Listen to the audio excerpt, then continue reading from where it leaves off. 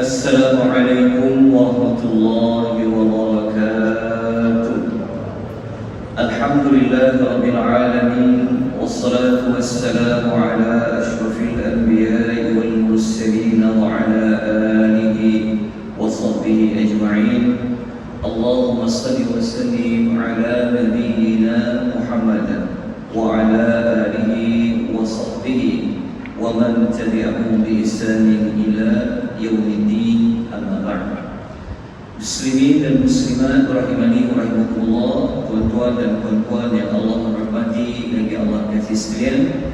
Alhamdulillah, syukur kepada Allah, pagi ini Allah memberikan kita sekali lagi ruang dan peluang untuk kita sama-sama memahami kalamnya, memahami sebaik-baik kisah di dalam Al-Quran, yang mana kita akan memasuki ayat yang ke-88 seperti yang tuan-tuan lihat di TV kiri dan kanan. Begitu juga kalau tuan-tuan merujuk pada nota bercetak muka surat nombor 43, yang mana ayat yang ke-88 ini merupakan ayat-ayat yang berada pada adegan yang ketiga. Adegan yang ketiga daripada beberapa adegan dalam babak yang kelima. Baik, ayat nombor 88 ni kita baca terlebih dahulu. A'udzu billahi minasy syaithanir rajim.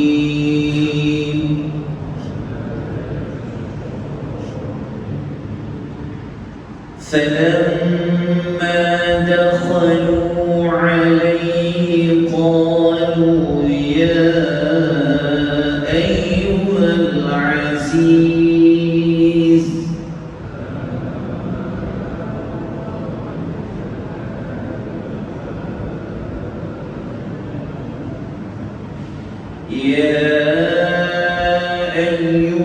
العزيز مسنا وأهلنا الضر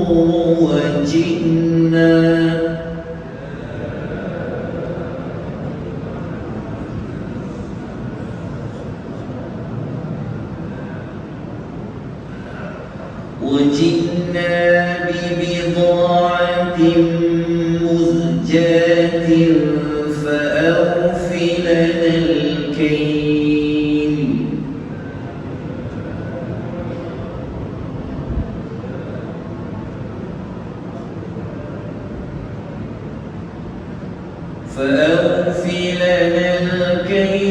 وتصدق علينا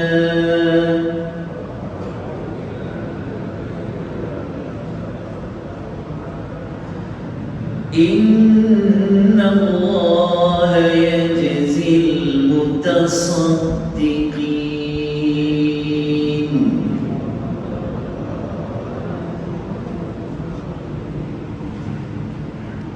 Kita lihat terjemahan ayat. Maka ketika mana mereka di sini adalah merujuk kepada 9 anak Nabi Allah Yaqub. Ketika mana mereka masuk menghadap Yusuf. Yusuf dekat sini adalah merujuk kepada Al-Aziz. Mereka berkata, wahai Al-Aziz. Kenapa mereka panggil Nabi Yusuf itu Al-Aziz? Pertama, mereka tidak mengetahui sebenar-benarnya yang selama ini yang mereka selalu jumpa kemasukan mereka yang pertama, masuk Mesir kali kedua, yang menyukat sukatan untuk stop makanan itu rupanya adalah Yusuf. Jadi cuma mereka tahu Yusuf itu adalah pangkatnya Al-Aziz. Mereka mengatakan, wahai Al-Aziz, kami dan keluarga kami telah menderita kesusahan. Kita tahu pada zaman itu, pada tahun itu adalah 7 tahun yang penuh dengan musim kemarau, sehingga ia memberi kesan kepada negara-negara yang berada di sekeliling bumi Mesir, termasuklah Palestin. Dan kami datang kali ini dengan membawa barang-barang yang tidak berharga. Barang-barang di sini merujuk kepada apa? Barang-barang yang akan ditukar dengan bekalan makanan. So nak dapat bekalan makanan gandum contohnya, maka ia perlu ditukar dengan sesuatu. Tetapi kali yang ketiga ni, mereka tidak ada barang yang berharga lagi untuk ditukar ganti. Okey. Oleh itu, sempurnakanlah sukatan bekalan makanan bagi kami. Mereka kata, walaupun kami bawa barang yang tak berharga. Okey. Kita tengok apa maksud barang-barang yang tidak berharga. Bidha'atin muzjadin. Al-Imam Ibn Kathir dalam tafsir Al-Quran Al-Azim telah menukilkan antara maksud barang yang tidak berharga di sini adalah barang yang nilainya tak setaraf lah. Untuk tukar nak dapat satu guni gandum, nak tukar dengan barang tu nilainya sangat sedikit. Okey. Ada para ulama lain seperti mana Ibn Abbas mengatakan barang-barang yang mereka bawa tu barang-barang yang buruk seperti karung, tali. Wallahu ta'ala a'lam. Secara tepatnya Allah lebih mengetahui. Cuma kita tahu barang yang mereka bawa nak tukar dengan stok bekalan makanan tu dia tidak senilai lah. Kemudian mereka merayu kepada Nabi Allah Yusuf, walaupun barang kami bawa ni nilainya tak sama sebanyak sukatan penuh muatan satu unta tu, tapi tolonglah penuhkan, sempurnakan sukatan tu kepada kami, dan kalau boleh sedekahlah kepada kami. Kemudian mereka mengatakan sesungguhnya Allah akan membalas kepada orang yang bersedekah. Okey, jelas pada ayat ini. Okey, ayat ini seperti mana yang telah pun kita terangkan, ini adalah kemasukan anak-anak Nabi Yaqub kali yang ketiga. Dalam masa yang sama, kemasukan kali ini adalah untuk apa? Misinya bukan sekadar nak mendapat stok bekalan makanan, tetapi mereka juga mempunyai misi untuk mencari di mana Yusuf. Kemudian mereka juga pergi mencari di mana adik bongsu mereka Bunyamin, dan mereka juga kena mencari di manakah abang sulung mereka, seperti mana yang dipesan oleh Nabi Allah Yaqub pada ayat nombor 87. Okey, pelajaran yang kita dapat belajar pada pagi ini ayat nombor 88. Nombor 1, dibolehkan meminta pertolongan dari manusia yang mampu untuk memberi pertolongan. 9 anak Nabi Yaqub ni diminta tolong siapa? Diminta tolong Al-Aziz, iaitu Nabi Allah Yusuf itu sendiri. Boleh ke tak? Boleh minta tolong pada manusia? Jawapannya boleh, jika manusia itu memang mampu untuk memberikan pertolongan. Okay. Pelajaran nombor 2, Nabi Allah Yusuf ni, apa yang dia buat? Yang ini pelajaran nombor 2 ni kita boleh jadikan pengajaran ayat yang akan datang. Tapi kita lihat juga Nabi Allah Yusuf ni, dia tak berdendam dan dia tak ambil kesempatan pun di atas kesusahan orang lain. Maksudnya 9 anak Nabi Yaqub ni, mereka memang susah. Masa datang tu memang dalam keadaan mereka merayu, minta tolonglah, kalau sedekah kan bagus kan. Lepas tu sukat sempurna sukatan Nabi Allah Yusuf ni, dia boleh je ambil peluang di atas kesusahan orang lain ketika itu. Pertama, dia boleh balas dendam lah. Dulu orang pernah nak bunuh aku, orang pernah letakkan aku di dalam telaga. Tapi apa Nabi Allah Yusuf buat nanti kita akan lihat. Kemudian pelajaran nombor 3 di sini, kenapa akhirnya mereka merayu kepada Nabi Allah Yusuf? Menunjukkan apa? Dulu Nabi Allah Yusuf jadi anaknya. Mungkin Nabi Allah Yusuf dulu dia merayukan dalam perjalanan nak bawa keluar rumah Nabi Yaqub, nak pergi ke mana?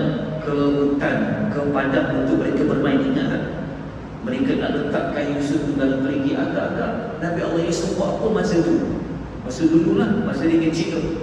Mungkin masa tu dia merayu kan, jangan letakkan dalam perigi, jangan apa-apakan dia. Ingat lagi? Tapi sekarang sudah bertukar kan? Hidup ni umpama roda. Ada masa kamu di atas, kamu aniaya orang, sampai ketika begitulah kehidupan. Jadi kita dapat belajar di sini, orang yang dizalimi ini kadang-kadang hak dia itu Allah kembalikan walaupun terpaksa mengambil masa yang lama. Kemudian nombor 4, di sini ada galakan bersedekah. Untuk kelebihan sedekah saya tak letakkan dalam nota ni. Jadi tuan-tuan kena kembali merujuk nota surah Al-Insan. Kita ada senaraikan kelebihan-kelebihan bersedekah. Baik, kita lihat ayat nombor 89. Apakah tindakan Nabi Allah Yusuf alaihi salatu wassalam? قال هل علمتم ما فعلتم بيوسف وأخيه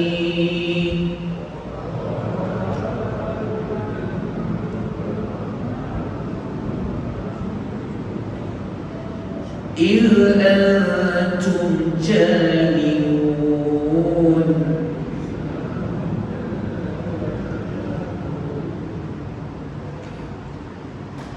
Ayat 89 ni kita baca terjemahannya. Dia iaitu Yusuf berkata, maknanya Nabi Allah Yusuf dia memberikan reaksi balas setelah mereka merayu kepada beliau. Yusuf berkata, tahukah kamu apa yang kamu dah buat pada Yusuf dan apa yang kamu dah buat dekat saudaranya semasa kamu dalam keadaan jahil? Maknanya ayat nombor 89 ni, kalau kita baca ulasan Ibn Kathir, mengatakan bahawa Nabi Allah Yusuf sudah mula mengenalkan dirinya kepada saudara-saudaranya dengan izin Allah.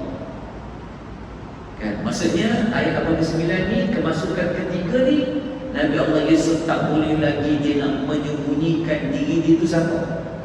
Tapi cara dia kenalkan, dia imbau kenangan lalu sejarah hitam dulu, dia kata.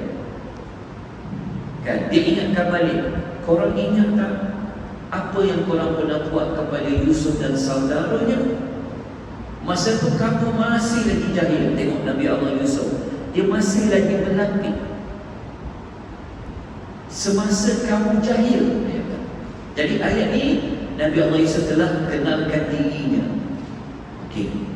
Sebelum ni kita belajar, kali pertama mereka datang, Nabi Allah Yusuf kenal diorang, tapi diorang tak kenal Nabi Yusuf. Nabi Yusuf sembunyi buat kali pertama.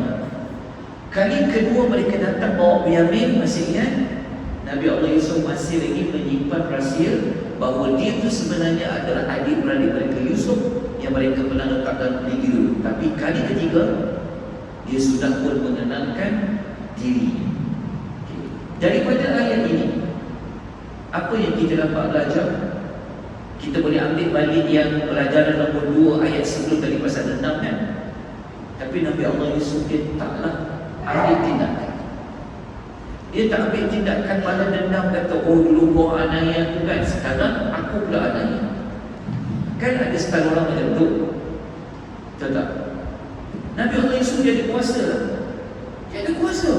Kuasa dia kuasa yang total. Raja Mesir bagi pada dia kuasa kan. Dia boleh buat. Dia ada tentera. Dia boleh tangkap ke. Dia boleh sumpat dia orang dalam penjara ke. Betul tak? Tapi Nabi Allah Yusuf dia tak apa ambil tindakan. Ini kita kena belajar.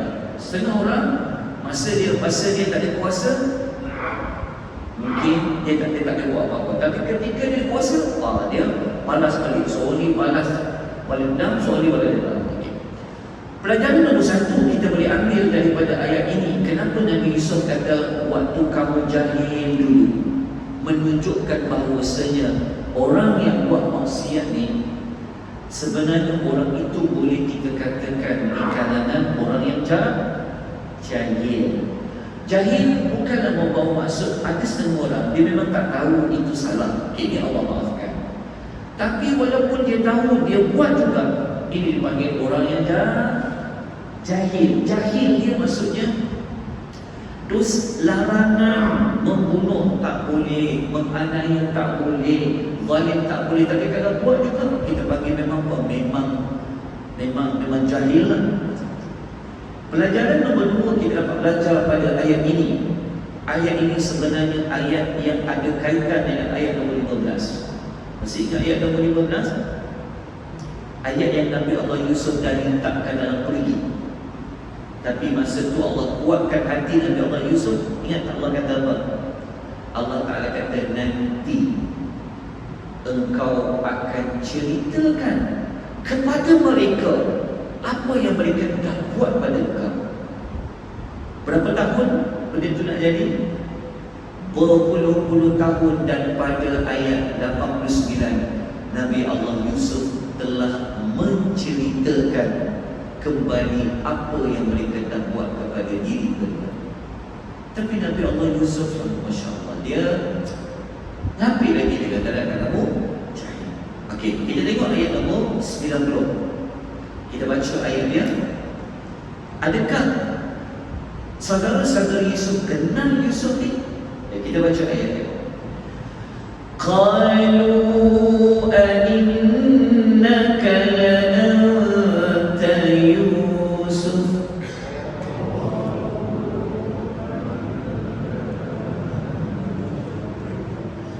Qala ana Yusuf wa hadha akhi.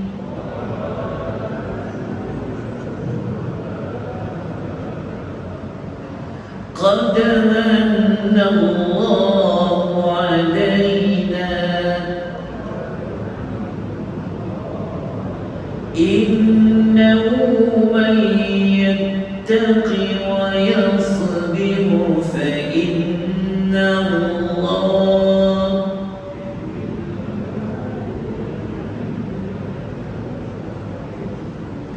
fa inna Allah la yudhi'u ajral muhsinin.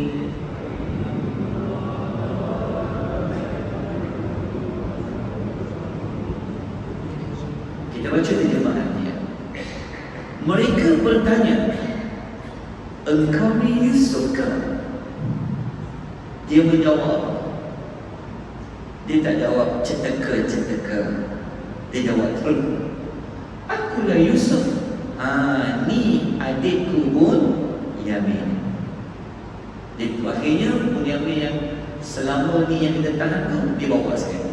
Inilah saudara Bunyamin. Nabi Allah Yusuf kata, dia tak belakang, dia tak sombong. Ini kita kena belajar. Semua orang kan boleh dapat kuasa kan? Yusuf apa? Dia kata apa? Dia kata sesungguhnya Allah telah mengunirkan nikmatnya kepada kami. Nabi Yusuf nak kata apa? Apa yang kau lihat dan ada pada aku, sebenarnya itu adalah nikmat Allah kepada kami. Sebenarnya sesiapa yang bertakwa, dan dia bersabar, maka sesungguhnya Allah tidak akan mensia-siakan pahala orang yang berbuat kebaikan. Okey, boleh faham maksud ayat ni? Maksudnya Nabi Allah setelah dikenalkan dirinya dan semua orang tahu dia tu siapa kat Mesir, tapi dia nak kata apa yang dia dapat, kuasa yang dia dapat, semua itu adalah kurniaan apa? Kurniaan Allah. Tapi macam mana dia boleh dapat kurniaan Allah tu? Dan betul dia jawab kan? Dia kata siapa yang bertakwa, siapa yang sabar, Allah berilah nikmat tu dia kan. Kerana Allah ni dia tak pernah sia-siakan orang berbuat kebaikan. Okey, apa pengajaran dia untuk menutup pengisian kita pada pagi ni? Kita cuti sekolah kan? Cuti kan? So tak terjadi jalan ada cucu kan? Nak sekolah sikit kan, sikit. Sebab saya kita ambil beberapa pelajaran. Okay, nombor satu, kita dapat belajar apa? Kalau kita dapat mana-mana kejayaan, mesti kita sandarkan dia dengan apa? Kurniaan dan rahmat Allah. Ya, sekali lagi kita belajar, sukses macam mana sekalipun, di sebalik itu jangan lupa untuk sandarkan kepada kurniaan Allah. Kalau tanpa Allah tak ada apa-apa pun kita ni sebenarnya. Yang kita ada ni kurniaan Allah. Nombor dua, kunci dapat kejayaan ni takwa, sabar dan ada sifat ihsan. So kita boleh pesankan orang yang bertakwa ni dia ditunjukkan pada perbuatan, buat apa yang Allah suruh, tinggal apa yang Allah larang, dan masa sama sabar, dalam masa sama ada sifat ihsan. Kita telah terangkan ihsan itu apa? Dia adalah kunci kepada dapat kejayaan di dunia dan di akhirat. Manusia yang telah dapat kejayaan itu adalah Nabi Allah Yusuf alaihi salatu wassalam. Pelajaran nombor tiga, boleh tak Nabi Allah Yusuf cerita dia dapat apa tu? Kan? Dia cerita dia dapat nikmat tu. Boleh ke dia cerita?